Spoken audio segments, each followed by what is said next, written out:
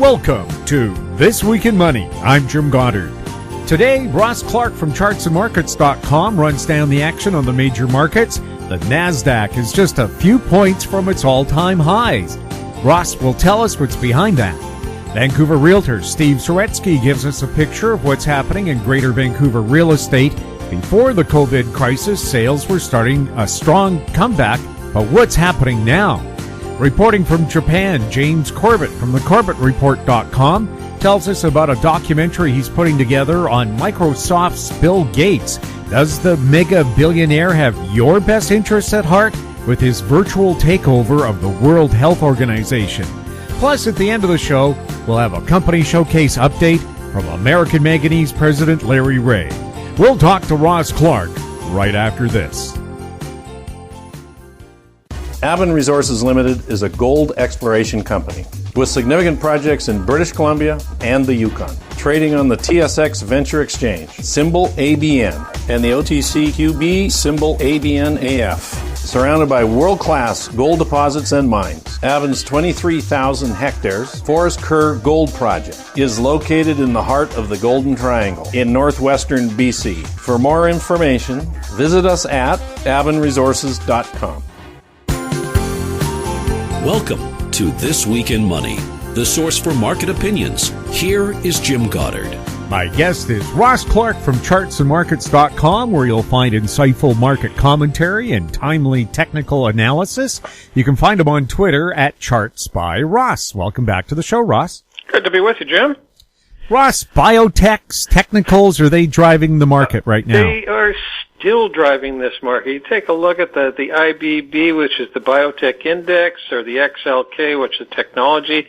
They're sitting at all-time highs at this point. This is really a tale of two cities, or as far as the markets are concerned. You know, you've got the growth stocks and these biotechs and technicals on the move, and so with that, the NASDAQ, the NDX, so that's the top 100 in the NASDAQ, all the way back within 4% of what was an all-time high back in February. So after that sharp break into the middle of March, this has just come roaring back here.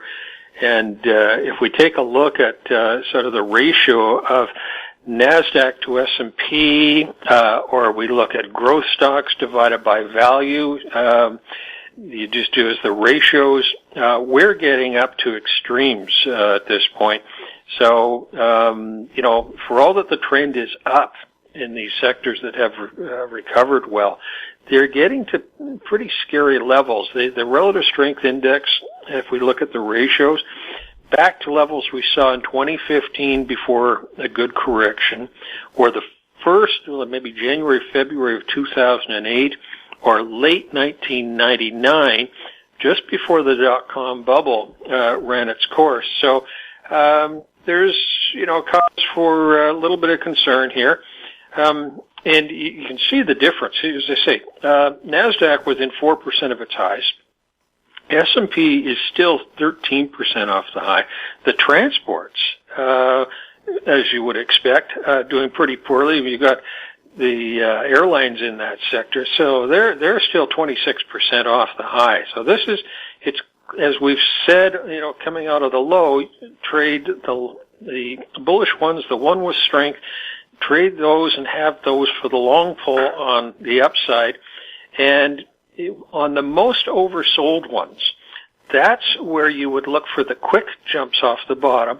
And what, you know, the sector really that probably got hit as much as anything were the energies, which had already been weak. But by the time we got into the middle of March, we got a lot of those exhaustion or capitulation signals that we like to see at culmination points at the bottom of the market. And as oil then bottomed out in the middle of April, the oil stocks, the XLE in the U.S. or the XEG index here in Canada, were putting in higher lows. And percentage-wise, these have been some of the best moves off the bottom. From that March low, the XLE is up about 60%, and on the Canadian side, the XEG is up over 100%. So big percentage moves off the low. I think that those two indices are getting pretty close to the top end of this rally. They are getting up, approaching their longer-term moving averages on the weekly charts. There were some gaps on the way down early in March. They're getting back close to filling those. And the oil price itself, you know, we were at sub-zero not that long ago, and we're back to $33 as of this week. I think this 33 to 35 becomes overhead resistance for the oil market. Support's probably going to be tested somewhere in the mid to high 20s. That would be my optimum on the short term here. Ross, we have a question from a listener. Dave wants an update on the Canadian dollar. Well, you know, the Canadian should be doing better right now than it is. It's had 4 attempts here to get up through the 72-cent level in the last month and a half, including this week, but it's faltering each time. And it's faltering at a time when you've got buoyancy starting to show up in other items, like the CRB index, the Commodity Research Bureau index, has had a really good couple of weeks. The oil price, as we mentioned, is up to 33. And so those two indices, I like to see how the Canadian dollar is doing relative to them. And when you get divergences such as this, where the dollar is failing to participate in the move, then any sign at all of a turn down in the CRB or the oil market will probably take the Canadian down. I think, as I say, 72 has been a lid on this one. If it drops more than maybe 0.75% from where it is here, I think it's going to start to gain some momentum. And there's, I think, pretty good chance that it's going to take out the lows of the year. So I just don't see too much on the upside for Canada right now, and unless we can get much higher level as far as the commodities are concerned. Ross, thank you so much for the update. Good. It was good to be with you, Jim. My guest has been Ross Clark from chartsandmarkets.com. You can find him on Twitter at ChartsByRoss. Coming up, Steve Saretsky, next on This Week in Money. Always consult your investment professional before making any investment decision. Media recognition from Bloomberg, Reuters, recycling trade publications, patented process for 100% recovery of critical metals, including cobalt, lithium, nickel, manganese, aluminum. American Manganese is focused on recycling lithium-ion batteries for electric vehicles. American Manganese trades on the TSX Venture, AMY, the US, AMY.ZF, and Frankfurt 2AM. For more information, visit AmericanManganeseInc.com or phone me, Larry Ray, at 778-574-4444. This Week in Money is archived online at talkdigitalnetwork.com. Welcome back. My guest is Steve Saretsky. He's a Vancouver-based realtor online at stevesaretsky.com. You can find him on Twitter at Steve Saretsky. Welcome back to the show, Steve. Yeah, thanks for having me on. Steve, before we do a deep dive on where we may be headed, do you have some positive real estate observations?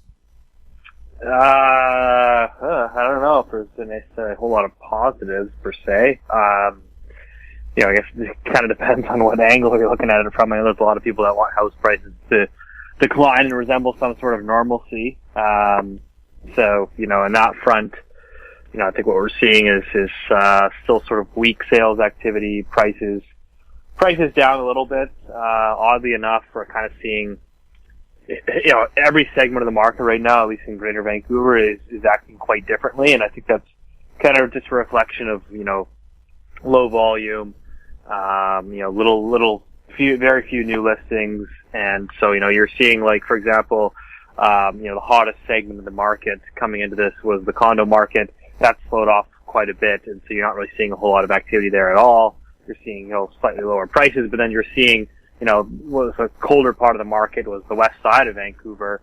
Those $3 million houses, and those have kind of picked up over the last couple of weeks, just because there's not a whole lot of inventory for sale there, and so you're actually seeing some multiple offers happening on these $3 million houses. So kind of a strange market. I think it's really trying to figure itself out right now. In an uncertain housing market, how can you help people that are on the buy or sell side? I think just staying on top of activity and trends. I think you just have to be really dialed in and advise your clients. I think, I don't give any client blanket advice. Everybody's in a unique situation. So I think right now it's really just, coaching people through and helping them, make these huge life decisions, right? So, if you're someone that's thinking of selling and you want the cash now, like let's say it's an estate sale or something like that, like, my advice to someone like that would be, listen, let's just get out ahead of the market. We don't know where it's going to be in 6 months, but certainly the probabilities towards lower prices over the next 6 months is certainly elevated. So why take a gamble? To maybe take a slightly lower price today and move. And for someone that's buying, let's say whatever, if it's a first time buyer, I just say, hey, listen, time's on your side. I don't think there's any need to rush this decision. You're gonna have to have a longer term outlook. And so, I think everyone's decision is, everyone's positioning is slightly different. Mm-hmm. How can people reach out to you? Best way, just usually by email, steve@stevesaretsky.com. As the lockdown restrictions are lifted, are we likely to see pent-up demand or pent-up supply for real estate in the greater Vancouver area? I think that's the one everybody wants to know. Obviously, everybody in the realtor space or the real estate space is talking about pent-up demand. I've been pretty vocal about pent-up supply. I think that's a very realistic scenario that nobody has actually really mentioned. We've seen a lot of people put their selling plans on hold, and at some point, I think these people are going to want to sell or they're going to need to sell. We could talk about right now there's roughly, depending on which numbers you pull, the latest numbers from CMHC, 12% of all mortgages are in deferral. Those are obviously, some of those people are a little bit, in more distress. When those deferrals start to expire, they're probably going to have to sell. Or they're going to have to make some difficult decisions. We have a lot of, new construction completing, so that's some sellers there. On the buy side, don't get me wrong, like some demand has been suppressed, and we should see a pickup in sales activity, but at the end of the day, I think what drives demand is ultimately access to credit and credit availability. And so we're seeing, obviously, banks tighten lending standards, particularly when people's employment's been impacted. That's going to affect their ability to borrow money, and they also have to have confidence on the future outlook as well. So I think the demand picture, to me, is a lot less certain than the supply picture. That's my personal view anyways. Now, I know central banks around the world have dropped their trend-setting rates, but if the banks aren't willing to kick that cheap money out the door, does it really help? Well, I would, I'd say this. I think the mortgages are dirt cheap right now. You're getting a 5-year fix at 2.5%. That's just, it's pretty cheap money. Can it go lower? Yes. I'm sure it will go lower. But at the end of the day, it's like, I believe that when you're in an environment as we are today, you could drop 5-year mortgage to 1%. And I'm not necessarily convinced that that's going to propel a whole bunch of buyers into the market. Yes, it will help a little bit, but at the end of the day, it's like, again, like, people have to have confidence to borrow the money, and they have to have, jobs to support that as well. So, people that have been recently laid off and are on collecting the CERB, you're not going to get a mortgage. So, and what we know today is that's about 20% of the Canadian economy, give or take. So, I think that's like the main driver right now. And I think again, when you look to Europe and Japan as prime examples, these guys had implemented negative interest rates, and, credit growth for the last 10 years has been relatively quite benign. It's been weak. So, because you have to have people willing to actually borrow that money, and banks have to be comfortable lending that money as well. CMHC is predicting real estate values in Canada could drop up to 18% in the next 12 months. What would this drop mean for the greater Vancouver area? Yeah, I think it would be, obviously, if it dropped to 18%, across the board, one-bedroom condos up to, single-family houses, I think it would be devastating for a lot of people, that have bought into the market. It would be obviously detrimental for the banking system. So yeah, it would certainly be tough. I mean, I think on the other flip side, I'm sure there would be some people that would be, younger buyers, maybe looking to enter the housing market. I'm sure they'd be thrilled, that this might be a potential opportunity for them to jump in.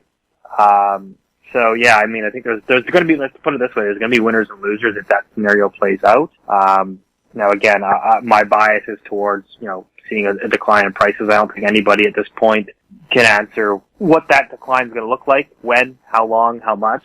There's so many questions that we don't know, and I have to laugh because we're seeing, CMHC comes out. CMHC probably has the most pessimistic forecast of any forecast I've seen yet, and this is a government agency, which I find very interesting in its own right, because this is generally a government body that's supporting housing markets, that wants to instill confidence. And I think one way to get prices down 18% is to come out and tell people prices are going to fall 18%. But yeah, on the flip side, you have other banks coming out with their optimistic forecasts. They don't want to spook anybody, but these guys, I think one bank I was looking at, they're predicting prices at the end of 2021 to be up 11%. And I have to laugh. I just don't understand how anyone can try to model a global pandemic into real estate valuations in a year and a half from now. I think everybody at this point is guessing, but that's kind of my thoughts. We're hearing CMHC may be increasing down payments from 5 to 10%. Are you hearing anything? Other than what Evan Siddall has said, I watched his whole interview. It's quite interesting, about 45 minutes long. And it is publicly available, so if anyone's interested, I encourage them to go and check that out. I think right now it's basically just I think it's backroom discussions that nobody really knows, but certainly in the mortgage space, there's a lot of talk about it, and we know that internally banks are tightening up their lending standards, and this is going to be a tough patch to weather here. So I think that I wouldn't be surprised to see CMHC tighten the bolts a little bit. Are the banks becoming increasingly conservative in lending? Yeah, we're seeing that. I think, as we've discussed before, is that they're trying to vet the sustainability of your employment. So again, if you're working for a restaurant, how sustainable is that? You're gonna have a job in 6 months. Same thing for other sectors of the labor market. For example, anyone that's self-employed, realtors, car salespeople. If your average commissions, whatever, were $200,000 over the last couple of years, well, what's that going to look like this year? Probably a little bit lower. So, I think that's how the banks are. Well, I know that's how the banks are looking at things right now. I wonder if Jimmy Pattison is still firing the lowest earning commissioned car salesman he has every month. Yeah, that's the car. I mean, holy smokes, hard to be more pessimistic on a sector than autos. I just don't really see a whole lot of upside there. I mean, I think coming into this, stimulating auto sales, they're doing 7-year financing terms. I think 0% interest. So I don't know if you're going to stretch that to 8 or 9 years, but that's going to be a tough sell. Well, I remember last recession, the German government gave people $10,000 if they would go out and buy a new car. That was their solution. What was that? Cash for clunkers or something? That was Obama's deal, yeah. Yeah. So they're going to have to do something even more. And obviously, in Canada, anyways, you can clearly see that there's a correlation between the strength of the housing market and the strength in the auto market. If your house goes up 10% a year, there's a good chance you're going to tap into that equity and go buy yourself a new car. But if it goes into that reversal, I think it's not a good outlook for the auto sector. In 1981, interest rates spiked to an extreme high for a short period of time, and I remember it clearly because Canada Savings Bonds paid 21%, and I scraped together every penny I could to buy them, and it helped fund my wife's university education.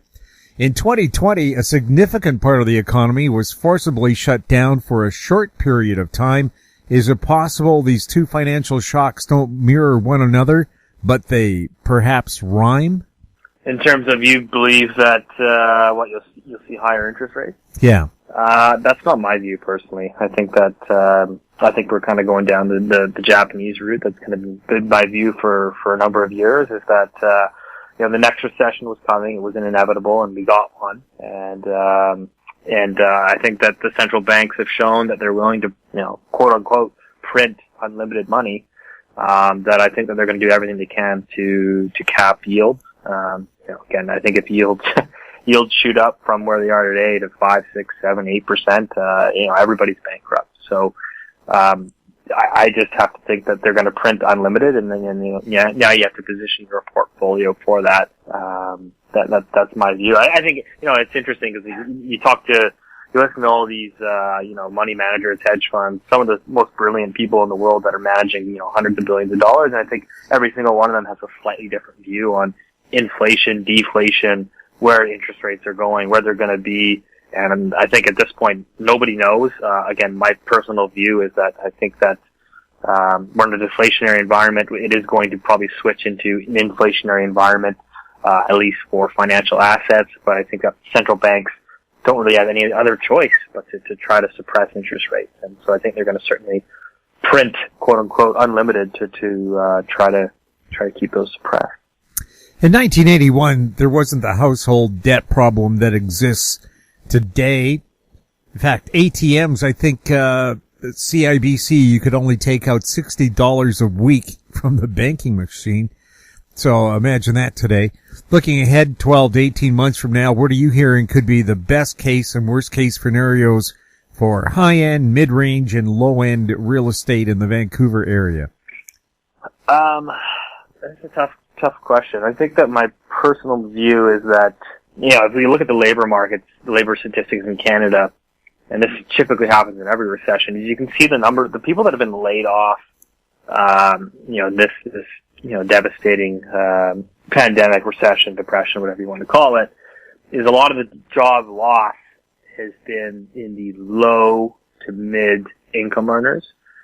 These are, blue collar workers, whatever you want to call them. And you've seen, I think, of the top income brackets, top wage earners, I think only about 1.5 to 2% of people have actually lost their jobs in that segment. So those people have not really been impacted to the same extent. Now, again, I'm sure those job losses will increase over the next 6 months for the higher end bracket. But I think that it more concerns me of the low end of the market, particularly out in the suburbs where you have sort of your middle class. That's more of a local base that is really dependent on the economy. There's probably not a whole lot of household savings there. And we certainly have a lot of building going on, new construction in those sort of outer suburbs.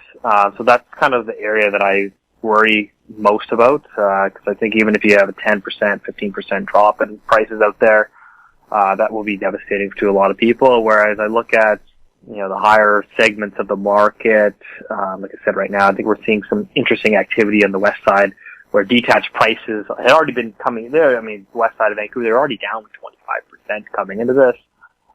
It seems to me like they've stabilized, and I just look at it and say, well, if you're a wealthy individual, if you have real wealth and you need to protect your wealth, where do you put? I'm not saying you come in and you just drop it all in Vancouver real estate, but I'm just looking we can see what's happening right now in Hong Kong, with the China bill that they're trying to push through here. You look at the bond market, you're basically getting zero yield today, and so I just have to look and say, well, where do you park your cash? And I think that has to do with a decent reason of why the stock market has rebounded as quickly as it has. Now, again, I'm sure there's, probably another leg down here, but that's just kind of my personal view. Is I look at it from a global perspective, and I think that some of these more wealthy individuals are going to be looking to park their money somewhere in some form of asset. We can get down the path of central banks probably are going to, they're already implemented across large parts of the world, but you have negative interest rates. So you certainly don't want your cash sitting in a checking account, when you're talking about millions of dollars. So that's kind of how I look at it. Could we see Vancouver area real estate prices go lower than they did in the 2008-2009 bottom? the question being is, are they going to retrace to 2008 price levels? Yes. No, I definitely don't see that at all. Yeah, no, 100%. I definitely don't see that. Again, I wouldn't sit here and rule anything out, because I think that would be foolish and nobody knows the outcomes, but that is not my base case. We'll have more with Steve Saretsky when This Week in Money returns. Engineer Gold Mines is focused on the exploration and development of the historic high-grade Engineer Gold Mine situated 32 kilometers southwest of Aven, British Columbia. Engineer Gold Mines is fully permitted for surface and underground exploration with the drill program now underway. Engineer Gold Mines Limited trades on the TSX Venture Exchange, symbol EAU. For more information, please visit us at engineergoldmines.com. This Week in Money is archived online at talkdigitalnetwork.com. Welcome back. We're chatting with Steve Saretsky. Steve, would it be fair to say in the real estate psychology cycle we're entering the fear stage?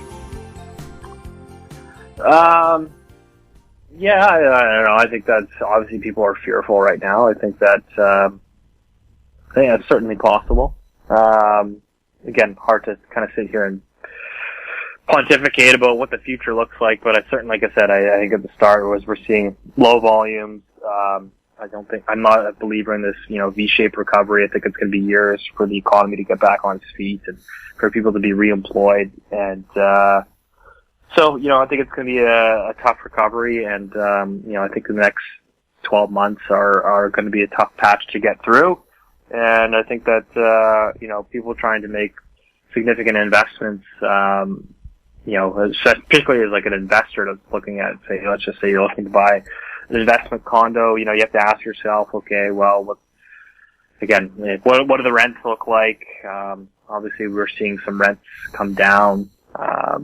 And there's just a lot of uncertainty and a lot of unknowns. So I think that, there's certainly some fear for some people. Whatever happens to real estate, it'll be blamed on COVID-19 as collateral damage. Before the virus lockdowns, where was real estate headed? To be honest, I think it was at the start of the year, it was a red hot market. I think anyone will tell you that. If you look at the statistics, we had a strong market. There's no really two ways about it. A lot of multiple offers. We were seeing rising prices. My view is that you're probably going to see at its current pace, through to mid-March. You're probably on pace in Vancouver to see double-digit price increases. Now, again, that doesn't necessarily translate across all segments of the market. To say that, a luxury house in West Vancouver was going to go up 10%? No, definitely not. That's the market that has been, beaten down. It's peaked out 4 years ago now. So, certainly a tough road for certain segments of the market. But for your everyday person's market, the market that most people are playing in, which is, the condo market or the entry-level single-family housing market, that was a hot market. That was robust. There's just not enough affordable product out there. So you had a lot of locals competing for a small segment of affordable product that was left. And we can see that across all segments of the market, including the pre-sale market. So for example, the product that was selling, really quite well, I would say quite well, was the wood frame condos, wood frame townhouses. That again, because you can sell that relatively, quote unquote affordable. But the product that wasn't selling and product that wasn't actually getting launched because developers obviously figured it out is that high-rise concrete projects were not selling. Particularly downtown, you have launching at, $2,000, $3,000 a square foot.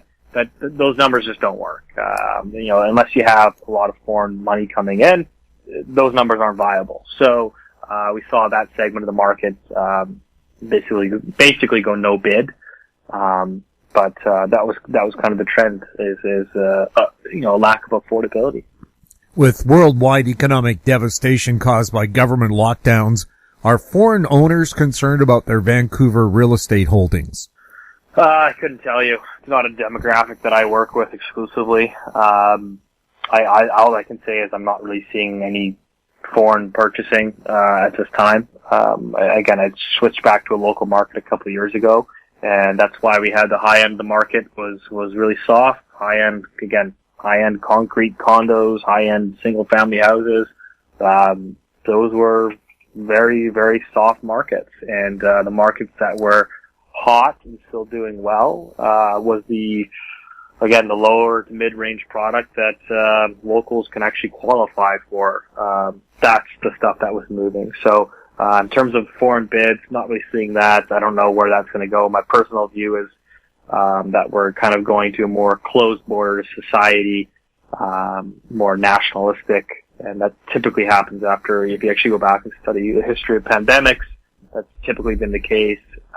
So that's kind of my view, is I don't really see that being a driver of values. Now, do I think, for example, capital will flow out of Hong Kong and into, some parts of Vancouver? Yeah, I think that's realistic. I mean, certainly if I was living in Hong Kong and seeing what, the CCP is doing over there, I would certainly be moving my money out of that city. Foreign students can now do their schooling online. Is that likely to cause additional inventory to hit the market? Yeah, definitely. I'm definitely not bullish on the local universities here. So I think that that's certainly a significant driver of the rental market, anyways, in sort of around UBC area. So yeah, I think we're going to certainly see less immigration this year in Vancouver and in Canada in general. Non-permanent residents, temporary workers, that sort of thing. Again, no need for temporary worker when you have a 20% unemployment rate. So we will see population growth slow significantly, and that's going to weigh on the rental market in particular. And we're certainly seeing that in parts of Vancouver from my contacts in the property management space. Rents are down about 5%, give or take, this year. So I suspect we'll probably have a little bit more downwards pressure to go still. If renters aren't paying rent and landlords can't pay the mortgage, are those properties likely to be listed for sale? Yeah, I think so. I think that, again, these deferrals are in place, and, these deferrals, as Evan Siddall would call it, the deferral cliff, those are going to come due in the fall, and people are going to have to make some decisions. I think, anecdotally, I've seen a couple Airbnb investors, list their places on the market. And so, yeah, again, can we say that there's a flood of listings? No. I mean, look at the new listings numbers. No one's, running and panicking, hitting the sell button. A lot of that has to do with, health concerns. But again, it'll be interesting to see where new listings are. I certainly think that we're going to see, more investors selling their units, particularly some that were negative cash flow now that have seen their tenants leave, and they have to fill a vacancy with a slightly lower rent. I think some might just opt to say, you know what, okay, let's just cash out. But at this point, that's just me speculating. Mm-hmm. Canadian banks are offering mortgage deferrals for up to 6 months. Are people likely to put their homes on the market with the hopes of selling before their next mortgage payment is due? I think it depends on the individual. I personally haven't had any calls for that. But I know that other realtors have, and I'm sure that if someone's proactive and says, you know what, this just doesn't look like a good outcome for me in 6 to 12 months, like put it on and get it over with, kind of thing. Again, I think it's hard to speculate again on what this, what's going to play out. All I can say is I just look at my data every single day, and what does my data tell me? Today it tells me that volumes are down 50% and new listings are down around 50% as well. But overall, months of supply is growing, and that's putting downwards pressure on pricing. So that's kind of where we're at. As far as foreclosures go, are the banks likely to be sympathetic to this government-forced lockdown? I think that the Canadian banking system, I think one people have gotten wrong, probably including myself in the early days, is that the amount of support for the housing market is truly incredible. Again, you can argue whether it's morally right or wrong, but the reality is you have 5 banks that basically control the economy and the housing market, for that matter, and so they all kind of work together. And obviously, at the end of the day, your house is their asset, and so I'm sure they don't want to see a fire sale of foreclosures, which is obviously going to bring down the value of the assets on their own balance sheet. So this is why you have so much support for the housing market and to try to work with, struggling borrowers to try to, work them through this.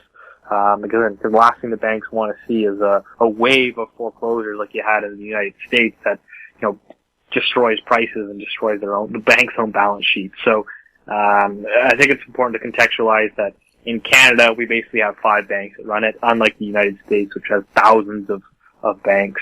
It's not really the same dynamic. CMHC says Canada could see mortgage defaults reach $9 billion. If that's a conservative number, could reality be much worse? I don't know. Hard to say. I think that, Evan in his call was saying that 2% of the insured mortgage pool they figured would likely go into default.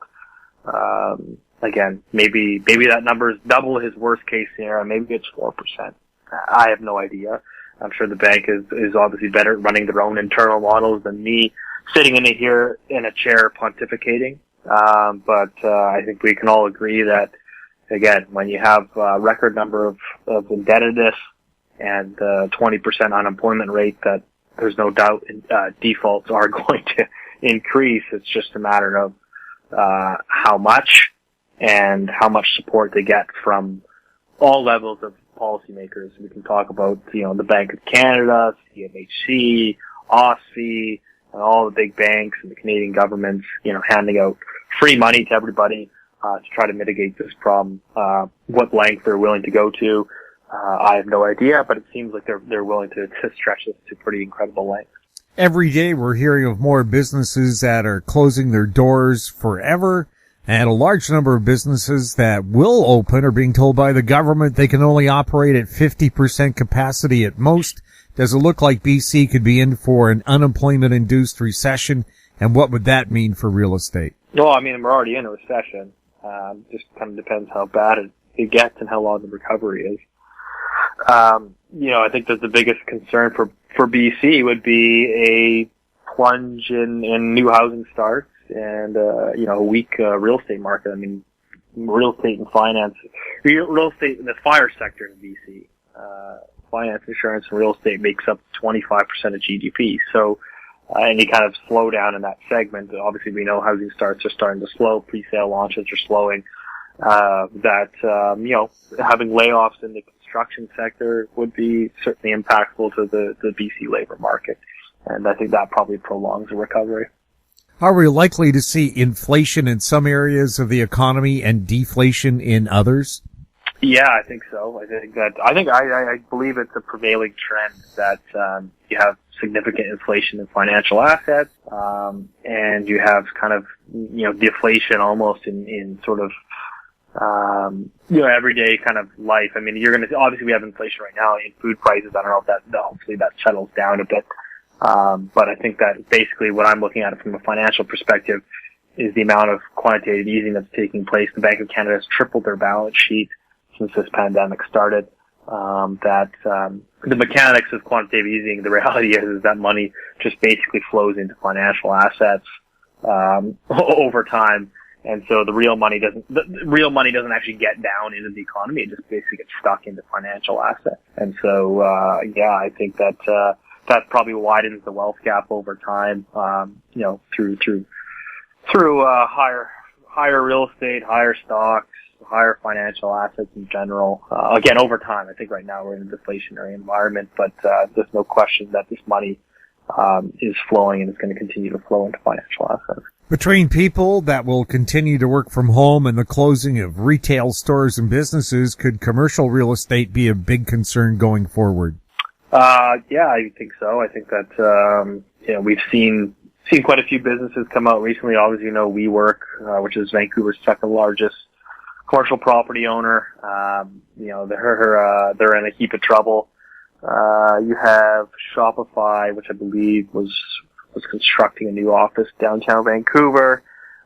They've announced recently that, they're going to push all of their employees to permanently work from home. Again, I don't know if that actually is going to transpire or not, but we certainly know that there seems to be a shift away from, massive office space and companies basically hoping to limit, their expenses and to mitigate some of their office space. So I think that's secularly, that's probably a negative space.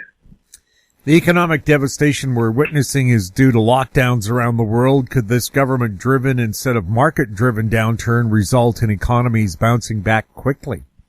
I'm personally, I don't understand this argument. I hear it sometimes. I don't understand. I don't think it really matters what caused the unemployment. I mean, if you have a 20% unemployment rate or whatever it is, 20, 25, you have GDP contract by 25, 30, 35%. I don't think it matters that the government mandated it or it stemmed from something else, because at the end of the day, you can't just turn an economy on and off. And again, whether that was, it's just going to have so many different impacts now, is that when you have that kind of contraction, yes, we might have mitigated some of the liquidity crunch, which the central banks kind of pat themselves on the back for, but they haven't really solved a solvency crisis. So we know a lot of these businesses are over the next 12 months, and longer, are going to go out of business, and there could be some other stuff that's lurking behind the scenes that we don't know about. Corporate credit, all this stuff that maybe this recession triggers something else. So I don't buy the view that because it was mandated, that you can't mandate people back to work. You can't mandate companies to go back and rehire people. You can't mandate people to spend money. So I just don't see how that matters. A lot of baby boomers are retired or approaching retirement and have their wealth wrapped up in basically one asset, their home. Could that be bearish for the price of real estate? I don't know. I mean, I think what we're seeing right now is, like, from a secular standpoint, you're seeing boomers not leaving their homes. Probably a number of reasons for that, but, some of these guys want to sell, maybe not. Maybe they're just sitting there. I think one of the problems is that you have, for example, in BC, you have this annual property tax deferral system, which basically incentivizes, seniors, or boomers to sort of sit in their homes and not sell. So you don't get any sort of turnover in that market. You don't really get any forced sales because, these guys have no cash, but no need to liquidate your house because, we'll just defer your taxes every year. Really no benefit to the taxpayer. I think that the annual tax deferral, I think it's 2%, which again, if you adjust for inflation, is no net gain to the taxpayer. So, I'm not too worried about that. Well, taking a look at the death rate in retirement homes from the virus, you'd have to force me for my house at gunpoint. I don't think, I don't really see that. I mean, obviously, again, people are going to have to liquidate, but it really just comes down to, I think people really struggle over what should happen versus, what will happen. Again, I think what should happen is, free markets should play out and we should get a clearing mechanism. But I think that policymakers have shown through this crisis that they're willing to intervene excessively into free markets, print unlimited amounts of money, quote unquote, and to mitigate any sort of decline in asset prices that they are responsible for essentially building and propping up. But the problem is so big now that, they have to basically intervene. So it's going to create a lot of winners and losers, like I said, and, it's going to be certainly interesting to see how things play out. Are we likely to see a new normal for real estate? I don't know. I don't know really what a new normal looks like, to be honest. Maybe it's years of stagnation, similar to, Japan, Europe. I have no idea. Again, I think it depends. So much of this depends on policymakers and what they bring out and what they change. So every week they're coming out with a new program. So I have no idea what they're willing to do in order to support, again, financial asset prices. And I think this is the problem that any sort of money manager is looking at. It's the same thing. It's how do you navigate this market? I mean, a lot of people will basically say, I don't fight the Fed, just front run them, and whatever they're buying, you buy, and that's again, I just don't think we have free markets anymore. And as much as some of these assets should realign to fundamentals is just, how do you have fundamentals if you have unlimited printing? That again ultimately accrues to the top. Steve, if you were Prime Minister for a day, are there any policies you'd like to enact to help people through this? That's a tough one. I can't really think of anything on the top of my head. I think that, there's so many differing views, so many different, I'm a huge believer in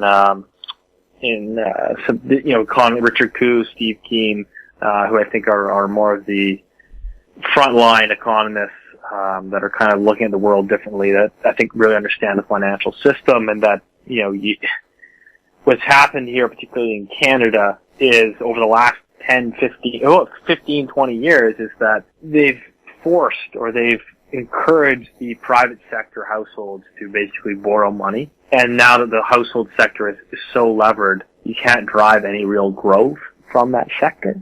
And so now the government has to come in from a fiscal standpoint to sort of offset the loss in household spending. And to mitigate, again, what is good for individuals, which is saving money and not spending, is bad for the economy. So people are doing the right thing right now by saving money, because that's what you should do naturally. But it's not good for the economy. 65% of GDP is consumer spending. And so that spending has to come somewhere else. So that's why the government's, handing out $2,000 checks to everybody and, doing all this, these fiscal promises and again, I think that's ultimately what they have to do. Again, particularly when a central bank is there, is basically going to monetize all this debt. This debt will never be repaid. Stop talking about it getting repaid. Stop talking about higher taxes, and we're going to have to tax everybody. Tax rates going to 95%. It's never going to be repaid. It cannot be repaid. The central banks will monetize it all. They're already well on their way to monetizing it all. Look at the Bank of Japan as a prime example. I think they own over 70-80% of the Japanese bond market. This is just the world that we live in. So I think that's the right thing to do ultimately. Now, I think that what I would look at as a prime minister is saying, at some point, you have to take people off these CERBS programs. You have to end the deferrals, because you're almost disincentivizing people to not go back to work. And you're hearing this from local business owners saying, well, we're trying to reopen, but we can't get anybody to come back and work for us because they're happy at home collecting $2,000 a month and deferring their mortgages. So, no problem. But I think to get the economy back up on its feet and restarted, I think you have to slowly turn the tap off on these checks. I think for now they're okay, but at some point, we got to draw a line in the sand here and get people back to work. Steve, how can people get a hold of you?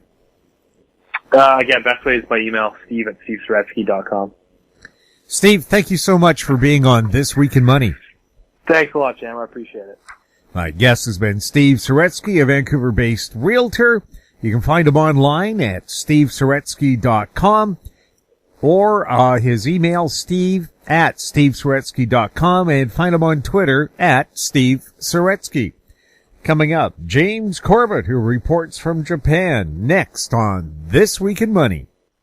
Cyprus Development Corp is developing a world-class lithium resource in the heart of Clayton Valley, Nevada. The size of the resource makes the Clayton Valley project a premier asset with the potential to impact the future of lithium supply. Cyprus Development Corp trades on the TSX Venture Exchange, symbol CYP, the OTCQB, symbol CYDVF, and on Frankfurt, symbol C1Z1. For more information, please visit our website, cyprusdevelopmentcorp.com. This Week in Money is archived online at talkdigitalnetwork.com. Welcome back. My guest is James Corbett, publisher of thecorbettreport.com. He's speaking to us from Japan, where he has worked and lived since 2004. Welcome back to the show. Well, thank you for having me back. It's a pleasure to be here. Before we get on to our questions about what's going on in Japan and Asia, what are you currently working on? I am currently in the midst of releasing a documentary on Bill Gates and Bill Gates' role in the current health crisis that is sweeping the globe, and it's pretty surprising, I think, for people who haven't looked into it. I'm talking about just the extent of the Bill and Melinda Gates Foundation's tentacles reaching into every corner of global health over the past decade or two, and that's seemingly coming to a head right now as the Bill and Melinda Gates Foundation, which is the second largest sponsor of the World Health Organization, and if the U.S. actually does withdraw its funding, will be the single largest sponsor, larger than any nation state, of the World Health Organization, really is dictating what is happening right now. I think it's a fascinating story that not a lot of people know about, so I'm feverishly working on trying to get the final installment of that documentary out, and then I will release it as a feature-length documentary. It will be about 2 hours all told. Wow. Now, of course, being amongst the world's richest people, is this an attempt, if they're getting into the World Health Organization, to kind of form an unofficial government? Is that the focus of the documentary, or should we wait for it to be finished?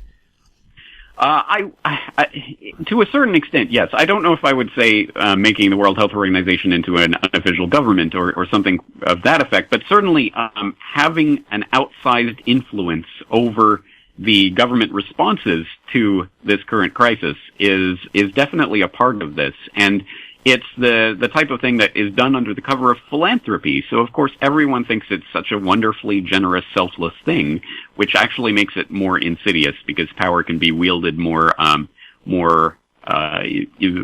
deceptively that way, shall we say. And on top of that, of course, the public image that has been carefully fostered is that Bill Gates is giving away his fortune because he's such a nice guy.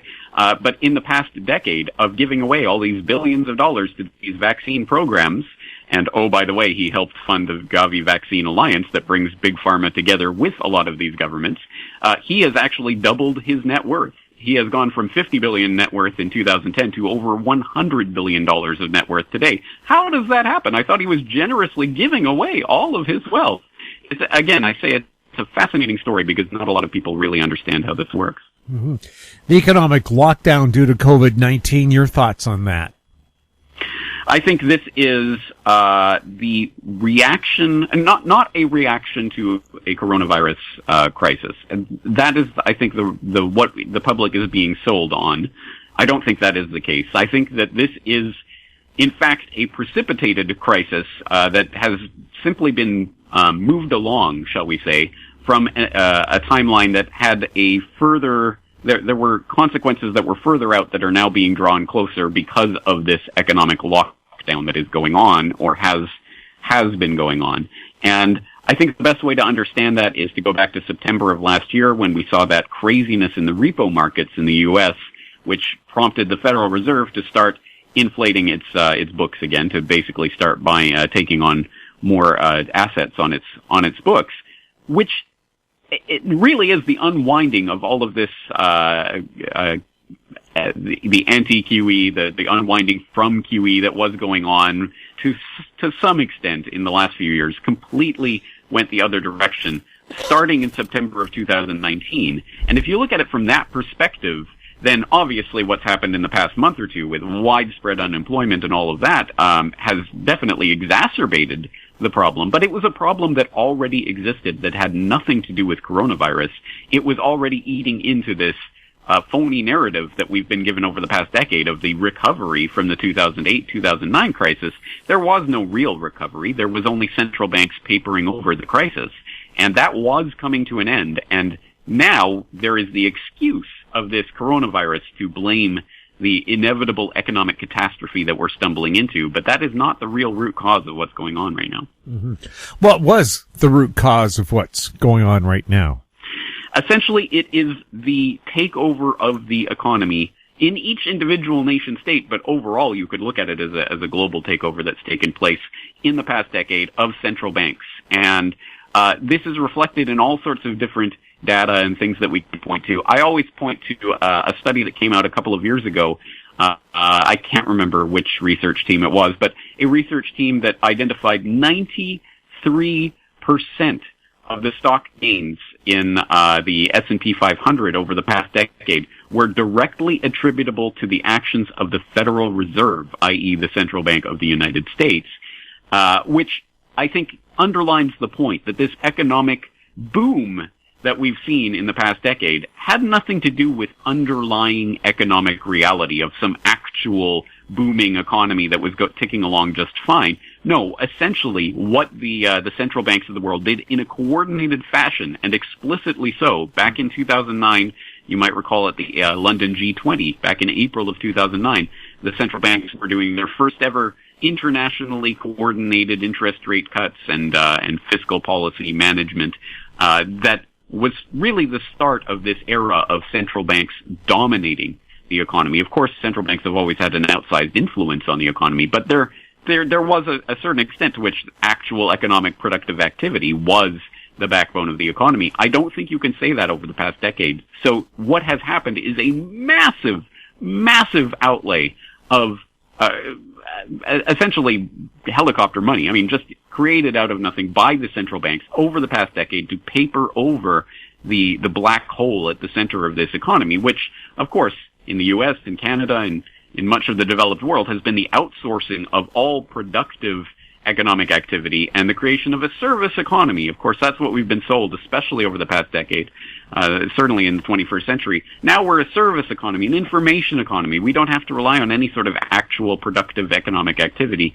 I think that is what's coming home to roost right now, and essentially that is the world that we're living in, and we're only just starting to realize that there was really nothing. The emperor was not wearing any clothes, and all it took was the slightest disruption of the global economy to expose that fact.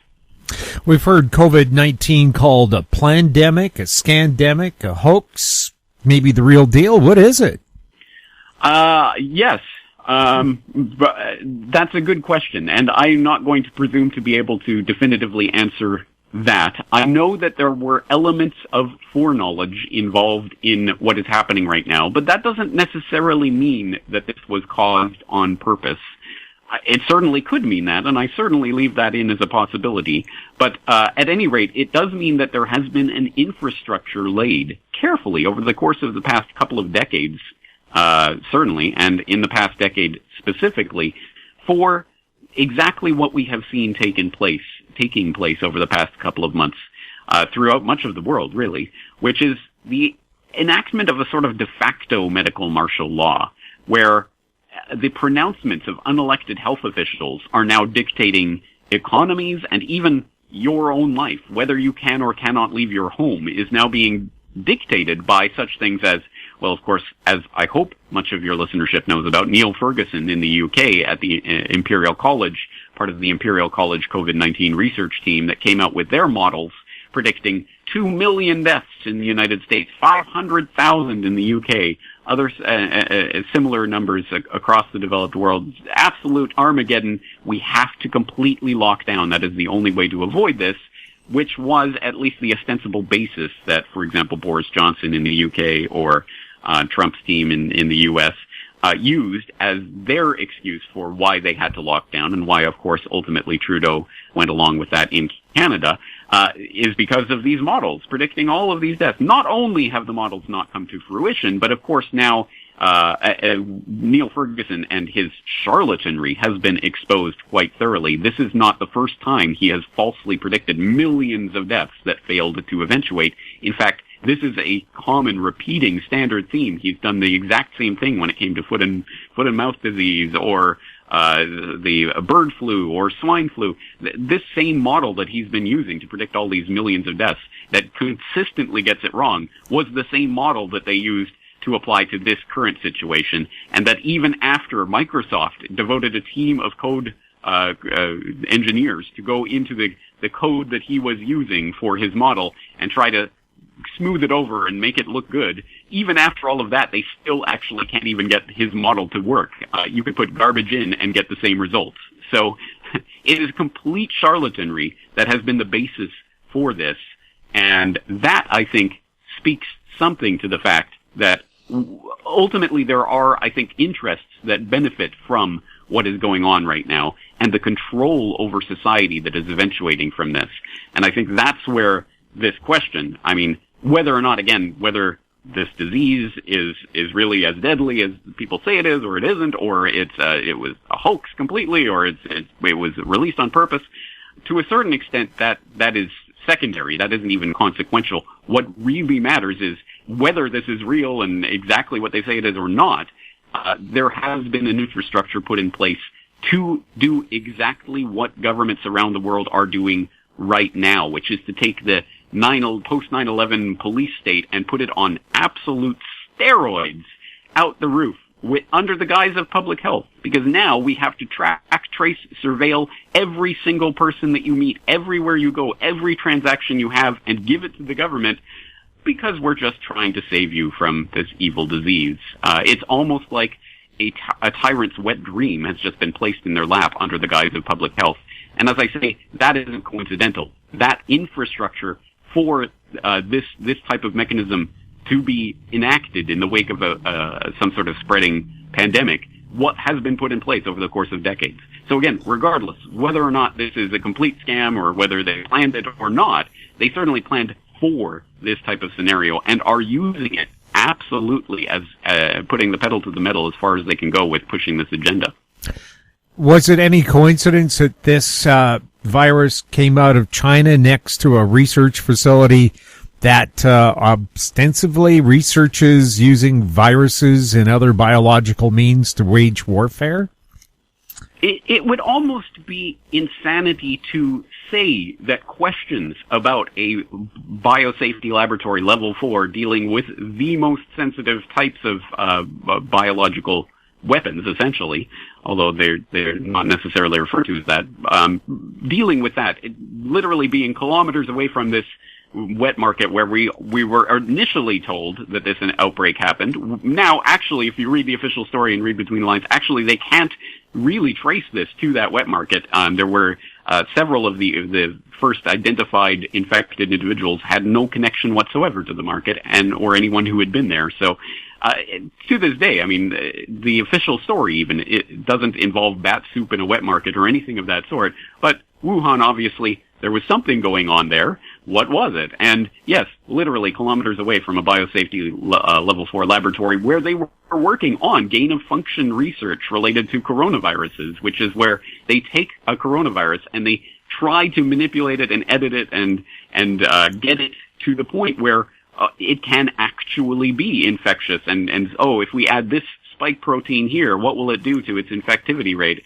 So that, of course, only for research purposes and only so that they can then develop vaccines preventively in case this sort of thing ever spontaneously develops in nature, which, again, I'm certainly not a virologist. I don't study this thing, but I have read virologists saying that this type of mutation that led to this coronavirus that we're seeing right now could take hundreds of years to develop naturally, if it ever developed at all.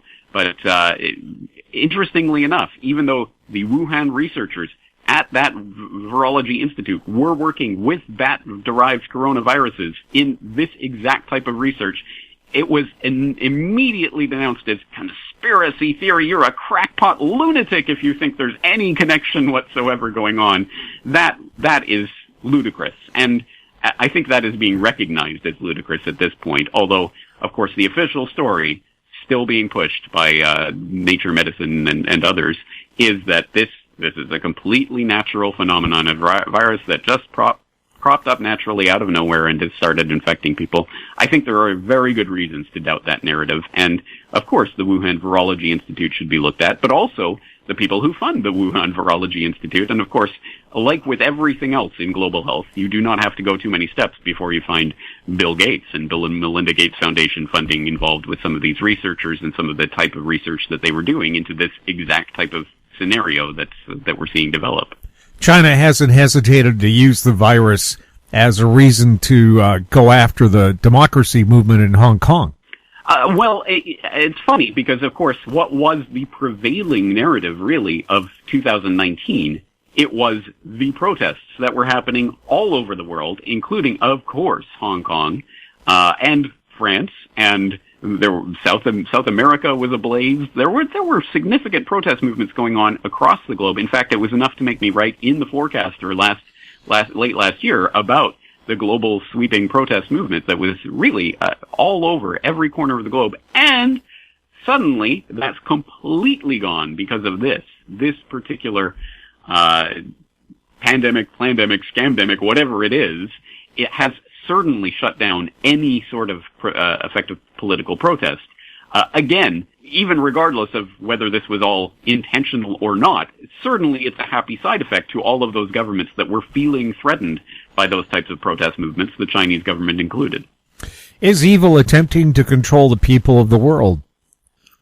That's a very straightforward question, and there's a very straightforward answer, which is yes. Has it ever been different in all of human history? The answer to that is no. Of course, this is just the pattern that we see eventuate time and time again.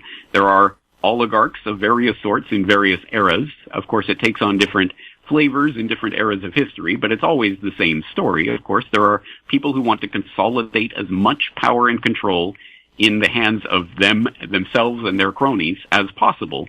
And there are people in our era who are clearly very interested in doing that. To think otherwise would be lunacy.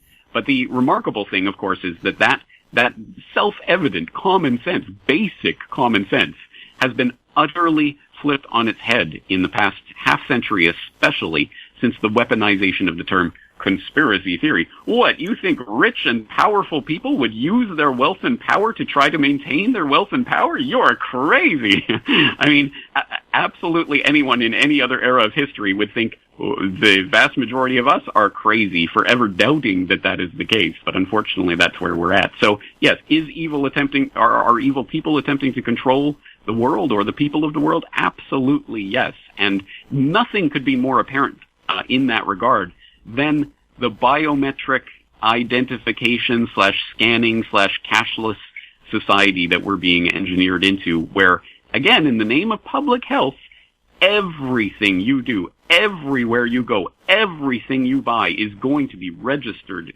databased, compiled, analyzed in real time, only for your own good, because the government wants to stop you from getting the sniffles. Anyone who would buy that, well, as they say, those who would sacrifice liberty in order to achieve security deserve neither. We'll have more with James Corbett right after this. Don't miss out. Stay informed. Receive the HowStreet.com weekly recap with thought-provoking podcasts, radio, and articles delivered to your inbox. Sign up for the HowStreet.com weekly recap on our homepage at HowStreet.com. This Week in Money is archived online at TalkDigitalNetwork.com. Welcome back. We're speaking with James Corbett. James, with all the things going on in the world today, should gold and silver be a lot higher than they are? Yes. Yes, they should. That is, of course, a familiar theme to anyone who has been paying attention to economic reality, especially, as I say, over this past decade of central bank inflated nonsense that's going on in the economy. But it's amplified by 1,000 right now, because what we are seeing is ultimately certainly the destruction of the existing economic order as we have known it. I can't say what form it is going to take, but it will be something fundamentally different, because you cannot shut down the entire global economy and expect everything to tick along exactly as before. No, there has been a profound and dramatic shift, not just in terms of the dry statistics and economics of it, although obviously in that regard too, with tens of millions of people around the globe having been suddenly thrust into unemployment, but also in the mindset of the public that literally 2 months ago, universal basic income and things like this were kind of ideas that were out there, and some people were for them, but most people would look at it and say, that's a bit out there, that's a bit crazy. Now, literally, you have the Financial Times editorial board writing about how we've entered into this new era, and there's going to be we're going to need a new rule book, and there will have to be different ways to govern society, like universal basic income. So we've clearly entered into a completely different era. And given that, and given the collapse or the destruction of the old era with its central bank governed fiat money system, clearly, gold and silver, as they have been for thousands of years, will be stores of wealth. And in that regard, yes, of course, gold and silver should be valued much higher than it is right now, which would potentially be a steal if you could get your hands on it. And I haven't tried it here in Japan in the past few weeks, but certainly I know last month when I was going to purchase some gold, every dealer I went to, sorry, we're completely out. Sorry, we don't have any. It's such a strange thing because the price is dipping down, but we can't get our hands on it. I wonder how that works. In what other market would that take place? It's only in a highly manipulated market like gold and silver that you could maintain low price or lower price levels than the market could bear, because, well, there's this paper gold, and then there's real, actual physical gold that you hold in your hand. Here's some paper gold. Take some of that. We'll write these paper promises to you. Don't worry, it's as good as gold, which, of course, is the lie. And that's the lie that has obviously engineered and manipulated gold and silver markets for a very long time, but I think that lie is about to be exposed in dramatic fashion. Are the stock markets a predictor of who will win in the good versus evil fight? I think there was a time, probably not so long ago, within recent memory, there was a time at which stock markets did reflect something of the actual economic productive activity of a country. But I don't think that is the case any longer. Certainly, as I say, over the past decade of central bank engineering of the economy, there has been a wider and wider departure of the stock market from any sort of reflection of actual economic activity. And again, as I say, 93% of the S&P 500's rise over the decade from the Lehman collapse directly attributable to the Federal Reserve and its monetary actions. This isn't about the economy. So I don't think the stock market at this point is a bellwether of anything. And perhaps, again, no better example than the fact that the complete and total lockdown of the economy, millions of people thrust into unemployment, worse than Great Depression levels of unemployment, and all of this craziness that's going on right now. And the stock market took a little dip, and then, people started buying back. And this is nonsense. It does not reflect the economic fundamentals. So I don't think you can actually tell that from the stock market. I don't think the stock market is a predictor of who's going to win any sort of epic struggle. It is, at this point, it's just another tool of manipulation of the public, where would-be oligarchs and rulers can point to the stock market and go, look, see, everything's fine. The stock market's going up, even as people are thrust into unemployment and are suddenly wondering how and if they will ever be able to make ends meet again. Could real estate around the world end up being collateral damage from this pandemic scare? Well, let's put it this way. I think real estate in overinflated markets might return to something resembling normality or something resembling reality. For example, again, I'm sure something that your listeners will be familiar with, the phenomenon of, say, Chinese investors trying to park their money anywhere overseas, and why not have actually physical, tangible assets, that has resulted in overheated real estate markets in Canada and other places around the world. I think that is probably coming to an end one way or another. And the overall phenomenon of outside investors basically investing in international real estate in certain hotspots, again, I don't see that as being viable going forward. So I could definitely see a collapse in housing prices in some of those overheated, overinflated markets. In terms of what this will ultimately do for real estate markets, again, that varies from market to market, but it also varies greatly depending on how things play out from here and whether there is the second, third, fourth, whatever wave of this crisis, and whether we go into repeated lockdowns, as we have been repeatedly told that we will, or whether now that we're emerging from this lockdown, perhaps it will, if everything kind of quote unquote returns to normal at this point, well, that will have a different obvious ultimate effect on real estate markets. But if we go back into some sort of lockdown, release, universal basic income, who knows whatever else is on the table, that will fundamentally and drastically alter the real estate markets and every other market as we've known it. What's happening with real estate in China and Hong Kong? That is an excellent question, and I can't tell you because I have not been following the real estate markets over the past few weeks. Mm-hmm. We're hearing rumblings Canada could be heading for a deep recession. Your thoughts? I would be flabbergasted if there was not a recession. I think it is absolutely baked into the cake right now. The only question is how deep and how long, and whether there will be the V-shaped recovery or any other shaped recovery, or whether this is a permanent disruption, or whether it will get worse. And again, I think that's dependent on whether this second wave that we've been promised by various health officials, whether that narrative comes true or not, whether we enter into repeated lockdowns. If so, then there is absolutely no way that we will be able to avoid some sort of depression era something, or worse. I mean, I'm not sure anything like this has ever happened certainly in living human memory. Entire shutdowns of economies, even nationally, let alone internationally. There's hard pressed to find many precedents for that, especially in peacetime. Certainly, war has caused that level of disruption in parts of the globe, and World War II, for example, being a global economic disruption. But here we are in peacetime, completely shutting down entire economies internationally.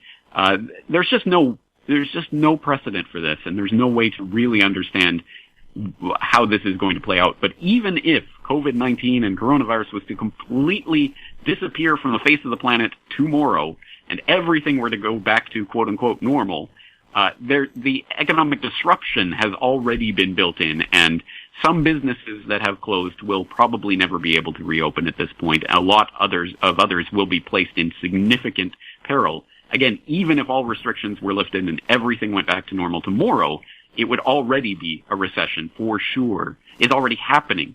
The only question is how deep and how long. And I am not hopeful on that regard. As I say, public health officials have been telling us for a very long time, there's going to be a second wave, a third wave. We're going to have to lock down every time we think that it might be coming back.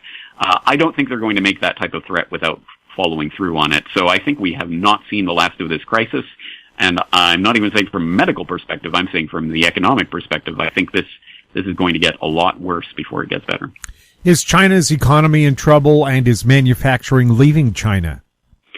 Yes, and yes. And again, what has happened has completely thrown the global supply chain just-in-time delivery method that has been the backbone of this outsourcing of all economic productive activity to China over the past couple of decades, thrown that into question. And obviously, there's going to have to be complete rethinks of entire industries about the way that they have structured their production and manufacturing, and whether it makes any economic sense to continue doing it in this way.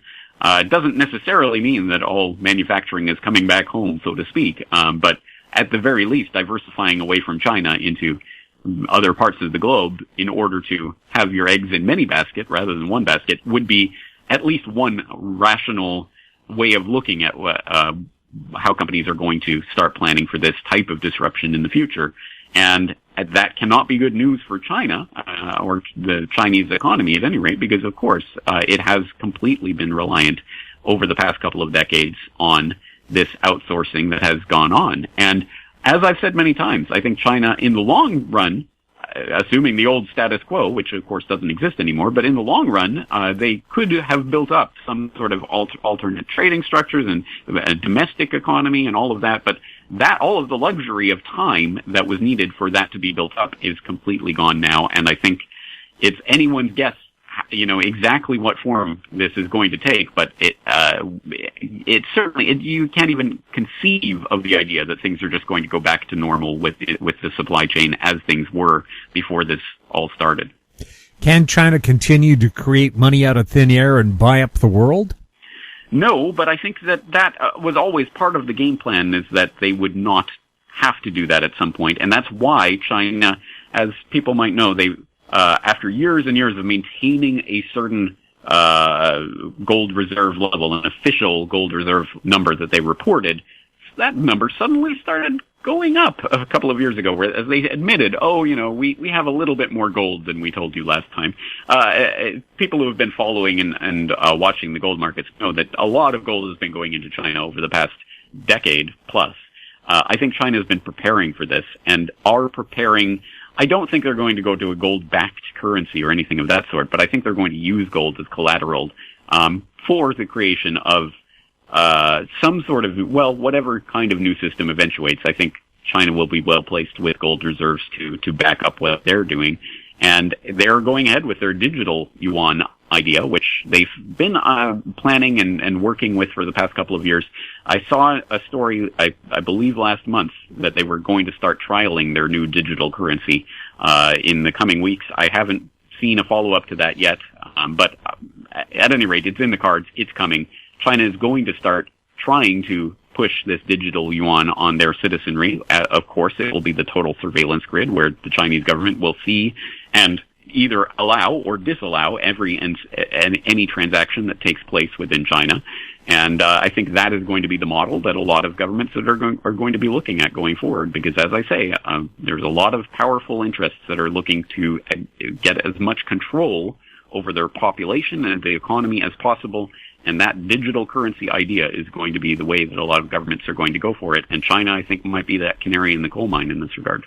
In the late 80s, Japan bought up a lot of the world. Economies collapsed. The Japanese sold their foreign holdings and went home. Could the same thing happen with China? It is possible, yes.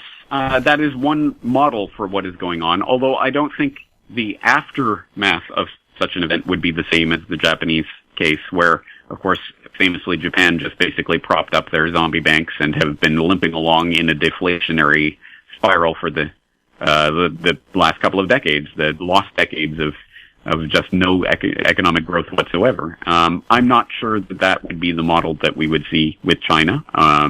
Perhaps, I mean, I'm sure they have looked at the Japanese example and what happened there, and the actions that the Bank of Japan has taken, and the type of deflationary, slowly eating away of wealth that has happened here in Japan over the past few decades. I'm sure they have looked at that and put that into their technocratic calculations to see how best they can manipulate this. But I think that is one model for what could potentially happen. If China can't buy the world, would they be tempted to use their military? Well, there's presumably a reason that they have been building up their military over the past decade, and it's probably not just for looking at all the shiny armory. I mean, we have seen, obviously, growing Chinese presence and encroachment in various areas, for example, in the South China Sea, where they're building their man-made islands and all of that sort of thing, and presumably have intent to use force to maintain that territorial integrity and push those boundaries as far as they can.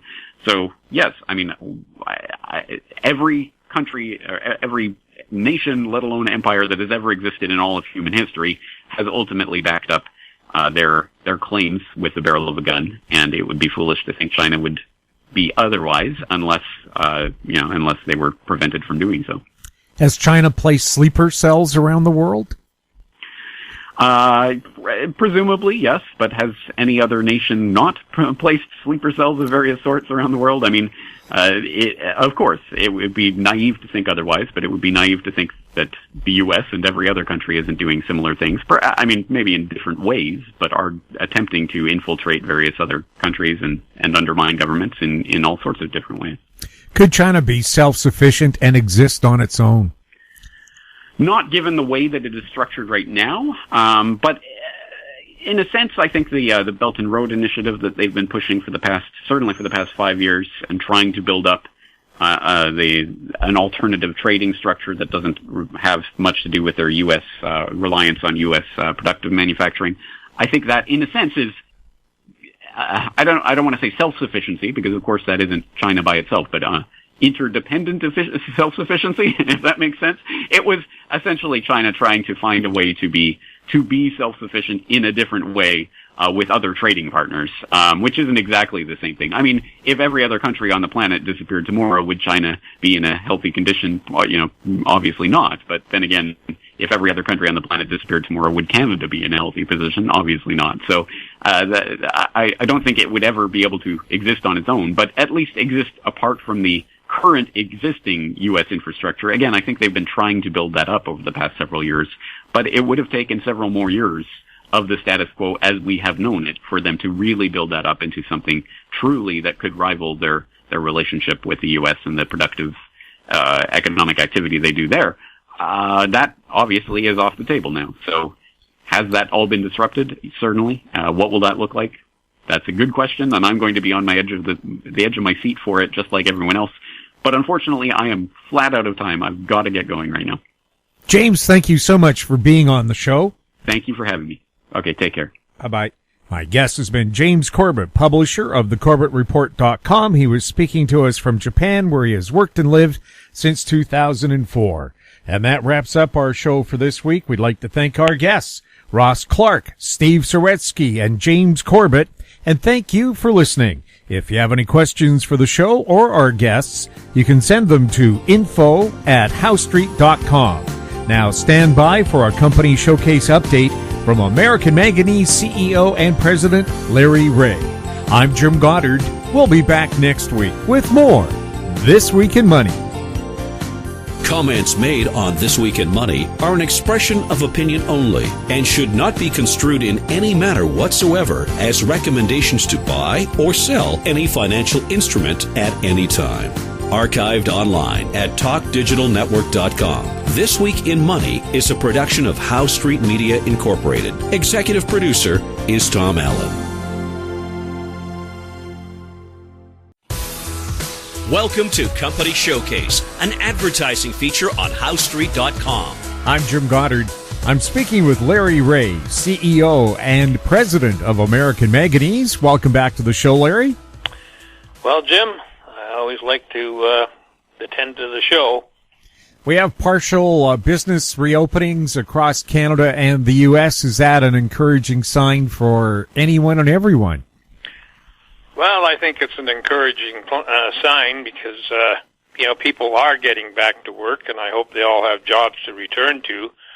The big thing about it is that we're seeing more traffic on the roads in the last couple of weeks than we've seen in the last 6 weeks. So that tells you everything. You can read about it, but when you're actually experiencing it, it's a different story. Now, we didn't have any news releases this week, but I just want to tell everybody that work is continuing on the processing of the material to upgrade and basically put more tonnage or more poundage through the pilot plant. There's certain things that happen that you have to address as you're doing it. It's not. This is a new territory again, but it's not a showstopper. And but we're happy with the initial reports that we've gotten, but we haven't had an update since the last time I talked, which was last Friday. And I hope that to get down and actually see it functioning, sometime in the next week, if Cometco's got enough people back to work, and I'd like to go down and watch the plant live. Now, my last podcast, I talked about the optimizing the plant and everything, eventually, hopefully, reducing the OPEX and the cost of the whole plant, maybe reducing the sizes. So, and I think that some of that was interpreted the wrong way. Certainly, I was aware that the bull boards were discussing things like, we were basically, our whole thing was in the ash can. But it couldn't be further from the truth. I mean, this is an ongoing sort of situation where you've got R&D, and if you can improve in an area before you build the plant, do it. Don't build the plant and then tear it apart and repair it after it's built, or repair it, or make additions or deletions. And so I just want everybody to know that our principal business plan is still the same. Basically, I think I saw it as a plus that we had more tricks to go through when dealing with Tier 1 companies, because if they want to use us in the future, they'll have to build a plant, and we can get some kind of a royalty interest on that plant, and we'll supply the technology and the guidance in building the plant. But the major thing, the 3-ton-a-day plant, that is a different thing. When I talked about another source for the material, I was talking about the battery not the battery manufacturer, the catalyst supplier, and because we can't build a plant for everybody's chemistry out there. It just doesn't make sense business-wise, but it makes sense on an individual basis. But we want to get into production. We want to get into production and become a producer of catalytic metals, and that's our goal. And that's a 3-ton-a-day plant is going to take that, optimize that. So sooner we can get around to that, the better we can get. But if we have to do a little more R&D to improve the capacity and the performance, let's do it. And, right now, with limited manpower and everything else, this is an opportune time for us to do that. So that's exactly what we're doing. And we had some interesting articles on the company. There's one company that put out an article that I really liked because it showed that they had researched it, that they did a very good job of explanation, and so we're attaching that to the podcast that's coming up here, and which we're doing right now, I should say. So, and that was by Metal Tech News, and so I actually encourage everybody to take a look at that article. It explains what we're doing. It explains exactly where we're at, how they feel about the project, and I'm sure that it will go over very well with our shareholders. We have other tech news in there. It looks like Panasonic and Tesla are going to join together to increase the plant, the Gigafactory in Reno, by 50%. So that's good news for the U.S. and creates a lot more jobs, and it creates a lot more battery waste, and that's what we're looking for. So, and there's a few other articles in there that talk about where the market should be, and it's astounding where they say it's going to go. And, we don't necessarily agree with all of that, but it tells me that at some point there will be room for all kinds of recyclers, and it depends on the battery manufacturer on how he wants to answer the question that's going to get posed to him, and that question is what happens at the end of life with the batteries. Well, now they say, well, we recycle them, and, but, what's recycling is reducing it down to a black powder and sending it off to a smelter is not the optimum way to go. What we're trying to do is introduce a project out there that will actually return the catalyst material back to the basic metals or a precursor. The basic metals being cobalt, nickel, manganese, lithium, and aluminum. And so that's what we want to do with very little or nothing going into the environment. So that's what we have to remember. This is what our process is all about. I get calls in here, every week on other people that are talking about recycling. They want comments. I can't give comments on what they say because they don't say anything. They just say they're recycling. They're getting 85%. Is that 85% of the whole battery? Or is that 90% of the whole battery? I don't know. And, there's nothing for me to follow up on that. So, we can't do that. We're very transparent on what we do. And I don't think you've seen anybody else that shows a big production of powders. And, that should warm the cockles of your heart. Anyway, we're coming up to a long weekend. We just went through our long weekend, and now the U.S. is into their long weekend. Some people may travel, but probably most of them will stay in lockdown. And now's a good time to catch up on any work that you're doing that you can do from home or on your computer. And I would say that's what's going to happen this weekend. And I wish everybody in the U.S., a great long weekend, and certainly we'll have a short weekend, but I hope that's good too. Thank you. Larry, how can people get more information, and where are you traded? You can get all the information you need on our website, which is AmericanManganeseInc.com.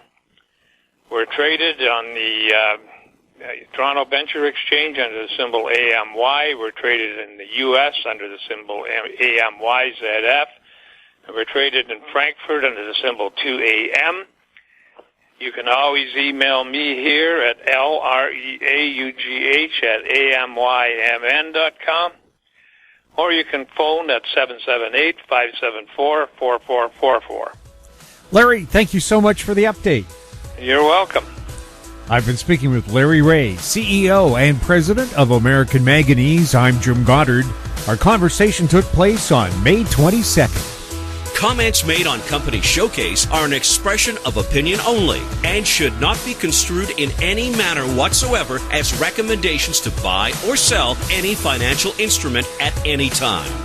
Archived online at HowStreet.com. Company Showcase is a production of How Street Media Incorporated.